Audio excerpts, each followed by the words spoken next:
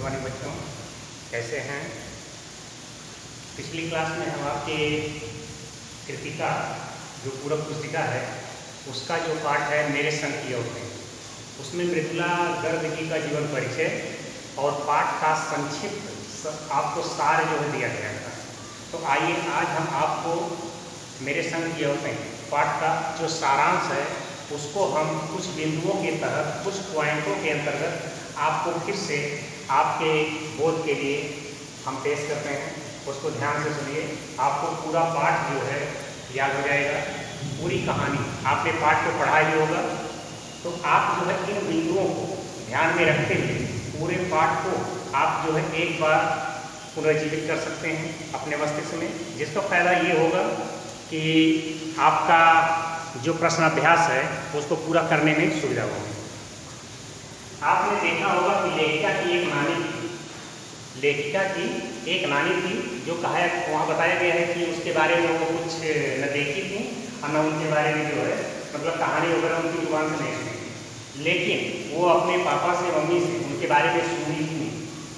इनकी माँ की जब शादी हुई थी तो उससे पहले ही उनकी मृत्यु हो चुकी थी, इसलिए वो अपनी नानी को नहीं देख पाई थी। इनकी जो नानी थी वो अनपढ़ थी, पर्दा करने वाली औरत थी। इनके जो पति थे वे बैरिस्ट्री वकालत की डिग्री विदेश से लेकर के आए हुए थे और वह जो है काफ़ी नफासत में अपनी ज़िंदगी जो है जीने वाले थे। लेकिन ये जो है उनकी ज़िंदगी में दखल देने वाली नहीं थी, वो अपने तरीके से थे, ये अपने तरीके से। जब लेखिका की नानी को लगा कि उनकी मौत जो है करीब है तो वो अपनी बेटी की शादी के लिए चिंतित होने लगी। तो वो शादी की चर्चा करने के लिए जैसे हर माँ 15वें साल तक जाते जाते बेटी की शादी की चिंता करने लगती है, वैसे उनको भी होने लगती है। तो वो जो है अपने पति के एक दोस्त है प्यारे आदमी जो स्वतंत्रता सेनानी है, उन्हीं को बुलवा करके उन्हीं से कहती है कि आप मेरी बेटी के लिए जो है वर ढूंढिए, लेकिन ऐसा हो जो स्वतंत्रता का सिपाही है, जो स्वतंत्रता सेनानी है। तो इससे ये पता चलता है कि लेखिका की जो नानी थी उनके अंदर भी स्वतंत्रता का जुनून था, आज़ादी की पक्षधर थी, वो भी चाहती थी कि देश आज़ाद हो। अब जो है फिर और आगे आप पढ़े होंगे, देखे होंगे कि लेखिका की माँ का भी कुछ पैसे मिला था उसमें। उनकी नानी जो लेखिका की नानी थी उसकी इच्छा थी कि मेरी बेटी की शादी ऐसे इंसान से हो, ऐसे लड़के से हो जो स्वतंत्रता सेनानी हो। तो एक ऐसा जो है सादा जीवन उच्च विचार अपनाने वाला, एक ऐसा जो है ICS की परीक्षा में बाहर कर दिया जाने वाला एक शख्स मिला जिससे उसकी शादी की गई। लेखिका की जो माँ थी वो काफी दुबली पतली काया वाली महिला थी। खादी की साड़ी पहनना उनकी मजबूरी भी थी और सारा जीवन उच्च विचार में उनका जो है सिद्धांत था, उसका पालन करती थी। इसलिए वे जो है खादी की साड़ी को ही धारण करती थी और उसको पहनने का अभ्यास वे रात रात में जाग कर करते। जो लेखिका की माँ है काफी खूबसूरत थी, नागरिकता वाली थी, साहबी अंदाज खानदान से चूंकि आई हुई थी। उनके अंदर ईमानदारी और निष्पक्षता वाले गुण भी मौजूद थे। जो लेखिका की माँ थी उनके अंदर ईमानदारी के गुण थे, जिसका नतीजा ये था कि परिवार वालों का सम्मान उनको मिलता था और वो जो है निष्पक्ष भाव से बातचीत करती थी, जिसका एक सबसे बड़ा फायदा होता था कि वो चुगली भी नहीं करती थी और जिसका फायदा होता था कि बाहर वालों की दोस्ती भी उनको मिली हुई थी। लेकिन एक बात तो है कि लेखिका की जो माँ वो भारतीय महिलाओं या भारतीय माँओं जैसी नहीं थी। वो खाना वाना बनाने में कुछ नहीं लेने वाली थी, वे केवल लेटे लेटे, आपने पाठ पढ़ा होगा कि लेटे लेटे जो है किताबें पढ़ती रहती थी या संगीत सुनती रहती थी। उनको कोई भारी काम करने के लिए कहता भी नहीं था। कहीं आपने देखा होगा कि लेखिका की दादी ने कहा था कि मेरी बहू ऐसी कि धोई पोछी और शीके पर टांग दी, कहीं ऐसा जो है सेंटेंस आया होगा। अब लेखिका की दादी के बारे में भी जब आप और आगे बढ़ेंगे तो लेखिका की दादी को भी जब आप उनका परिचय हुआ है देखे होंगे कि वो अभी लीक से हटकर जीने वाली महिला थी और संग्रह करने में उनका भी विश्वास नहीं था। कहने का मतलब अपरिग्रह के सिद्धांत का पालन करने वाली थी। उनके पास 2 साड़ी के अलावा तीसरी साड़ी होती थी तो वो जो है किसी और को दान कर देती थी। कहने का मतलब कि आवश्यकता से अधिक चीजों का संग्रह करना उन्हें पसंद नहीं था। काफ़ी धार्मिक विचारधारा की थी। लेखिका की जो दादी थी या कहीं उनके पूरे परिवार में धार्मिक माहौल था, वातावरण था। वो जो है कहीं आगे पाठ में आपने देखा होगा कि वो मंदिर में जाती हैं, मन्नत मांगती हैं और सबसे बता भी देती हैं कि हे भगवान, अगर मुझे मेरे बहू को अगर कोई औलाद देना तो वो जो है पोती हो, लड़की हो। ये चीज़ सबसे वो बता देती थी। और आगे उसी में लेखिका ने लिखा भी है कि इसका परिणाम ये हुआ कि बहुत जल्द ही 5 कन्याएं परिवार में पैदा हुई।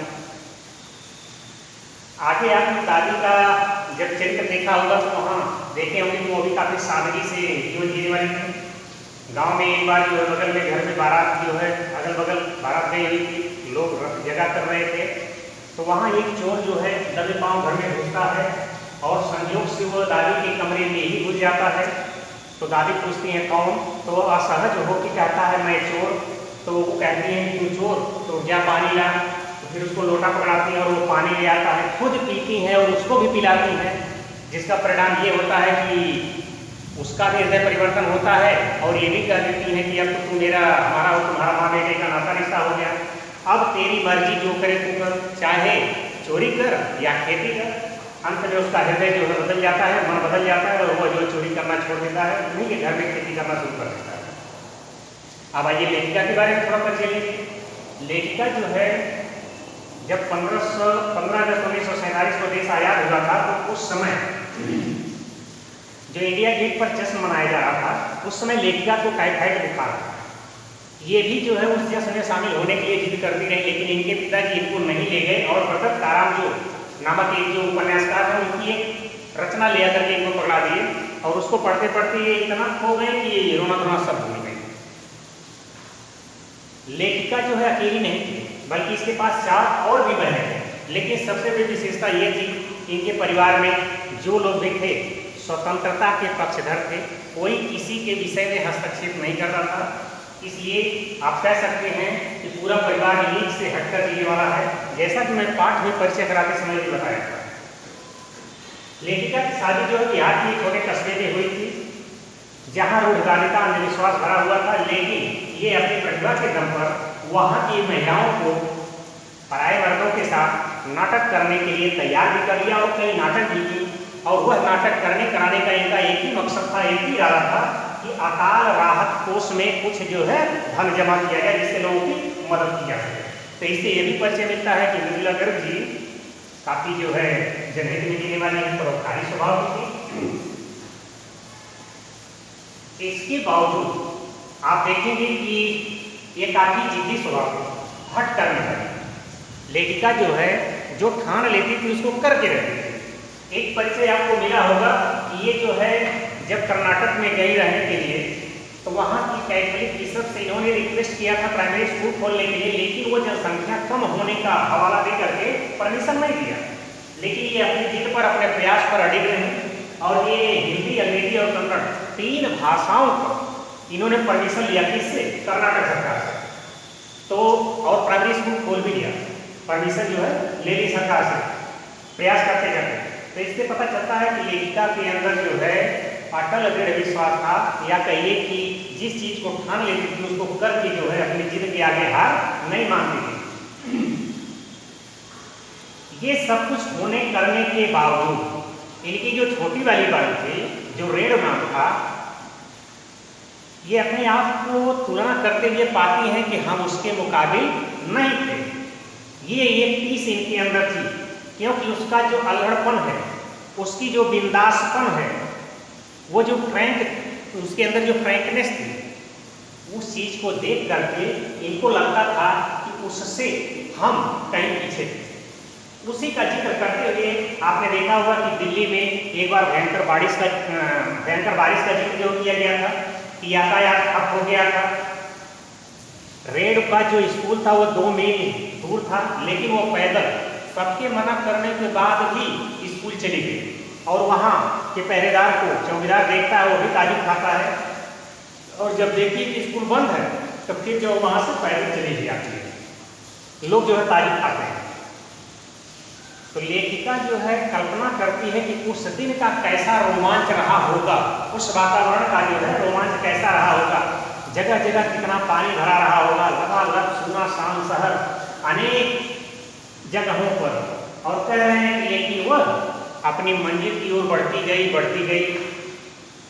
कह रहे हैं कि लेखिका को यह एक जो है उसकी स्वतंत्रता का एक परिचय मिलता है कि अकेलेपन का मजा कुछ और ही है। अकेले होकर मंजिल की ओर बढ़ने में कोई असुविधा या बाधा या कठिनाई नहीं होती।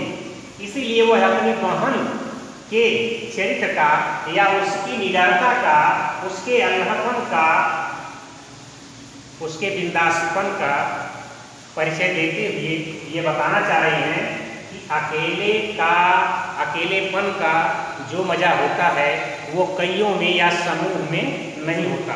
कहने का मतलब मैं जब परिचय पाठ का कराया था आपको तो उस समय मैं बताया था कि इनके चरित्र पर, इनके उतार चढ़ाव भरी जिंदगी पर डॉक्यूमेंट्री फिल्म भी बनी हुई है। इसीलिए इससे पता चलता है कि ये जो है काफ़ी दुखों को, काफ़ी संघर्षों को झेली हैं और इनको लगता है कि मंजिल की ओर बढ़ने में सिर्फ और सिर्फ अपना आत्मविश्वास, अपना धैर्य, अपना साहस, अपनी प्रतिभा ही काम आती है, औरों की नहीं। तो आज की क्लास में बेटा बस इतना ही। धन्यवाद।